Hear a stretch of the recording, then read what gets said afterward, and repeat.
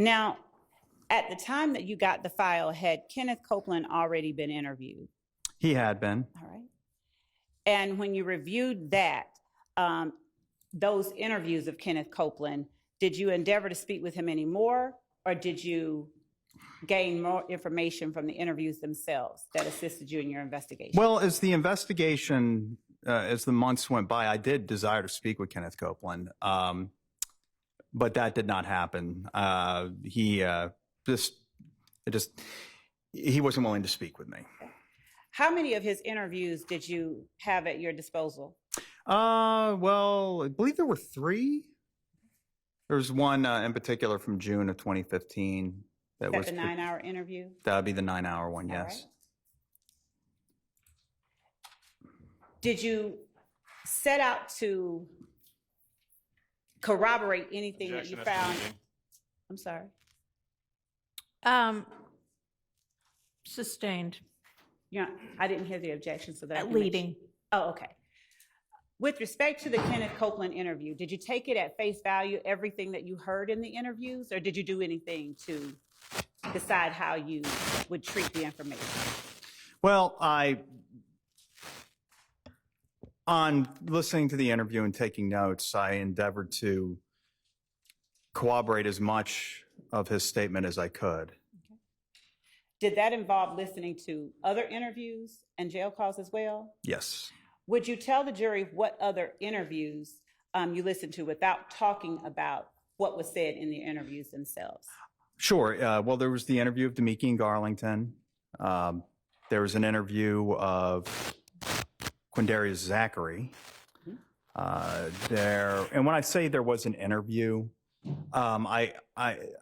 I'm contemplating in my mind that there was only the one, but it is possible there were perhaps 2 or even 3 interviews. But I'm only recalling out the time. They may have all just run together as I listened to them. But as far as I know, there was at least one interview of everybody that I'm mentioning right now. Okay.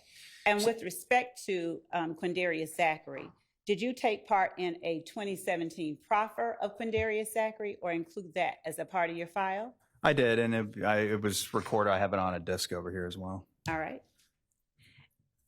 And did you also listen to the August 2015 interview of Mr. Zachary? I believe so. Yes, that would be the one. Would you tell the jury what cell phone records or what cell phone numbers you found of interest after listening to the interviews? Well, there would probably be a few, but I do, and I can't recall at the top of my head what specific cell phone numbers were mentioned during each interview. For example, depending on the interview, the party may have identified their own cell phone number or somebody else's cell phone number. But the numbers that were primarily of interest to me were those for which Detective Tyrone Dennis obtained phone records. Mm-hmm. And the numbers that he obtained, I believe, were primarily, if not exclusively, from either A, the interviews that he conducted, or B, from cell phones that he found during the course of his investigation. He was able to forensically analyze and extract the number therefrom. Now, you mentioned last time you were on the stand getting the videos or the surveillance videos enhanced, the ones from the Texaco and the barbershop. Yes. Was there any other surveillance footage that you were able to obtain that was not a part of the original file that Mr. Detective Thorpe gave to you? Is the surveillance footage from the Texaco and the barbershop the surveillance footage that you used in making your decisions about what to look for next in this case? From what I recall, I was primarily, if not exclusively, focused on the surveillance footage from the Texaco and the barbershop. Okay. Who had you listened to the interviews from by the time that you did go into and look at the surveillance footage from the Texaco and from the barbershop, or did you do that first? Well, so I watched the surveillance footage many times. I'm sure I listened to while I was watching the interviews, I watched various parts of the footage. After I watched the interviews, I watched various parts of the footage. It wasn't as regimented as I had like a checklist where I watched the videos and then I watched the interviews, and I would keep revisiting things as I went through the case file. Other than looking for someone in a particular place like a park bench in the surveillance footage, what was it that the surveillance footage was able to give to you that you found of value in this investigation? Well, I'm going to object to the form of the question. What he found of value is not relevant, and I would ask that. I can rephrase. Okay, thank you. What from the surveillance footage were you able to utilize in furthering your investigation? well, first of all, it marked the time, the exact time of the homicide, which broadly is just very important because it allows me to establish a time. Objection again to the testimony. What he found to be important is not relevant. I'd ask that that be struck. Your Honor, I'd ask permission to respond. With respect to what DDA Sprinkel did in gaining information about this homicide, as with any other witness, we'd ask that the court allow him to give the jury insight into how he gained the information that he got and made the decisions that he made. Okay, let's just stick to the facts without value judgments. Go ahead. Okay. After you were able to get phone records, listen to the interviews, were you personally or your investigator able to obtain social media records? Yes. How did you decide which social media records in this case you needed to look at? Again, objection. How and why is not relevant. What he obtained is relevant. Your Honor, how and why? Overruled. Thank you. Well, I was focused on the social media of the parties that were of interest, either persons of interest, maybe witnesses, just as much. Whenever a name came up, I endeavored to find their social media, regardless of whether or not I actually thought that they were directly involved in the homicide. Perhaps there'd be something on their social media that would shed some light or illuminate something for me. Now, did you ever look at the social media of a Quindarius Zachary? I do, yes. I recall looking at his social media, yes. Do you recall what his handle or handles were for various social media platforms? Not off the top of my head, no. Would looking at your report refresh your memory? Yes. Would you please look at your report? Yes, and that's what's on the laptop in front of me, incidentally.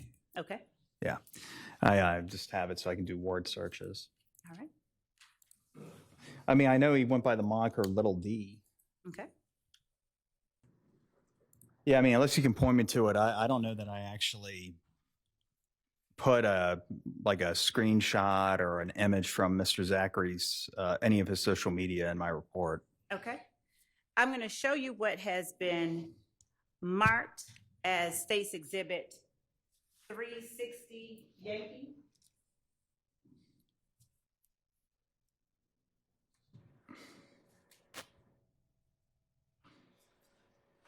Speaking of social media, 360 Yankee through 363 Yankee.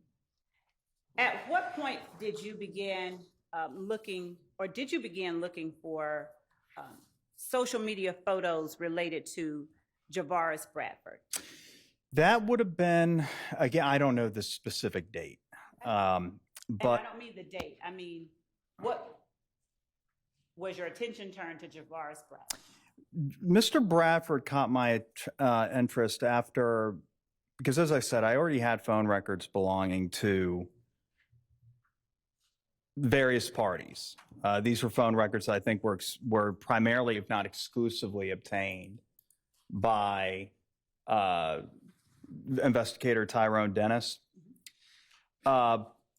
He caught my interest after I saw his number and his number being 404-957-8008.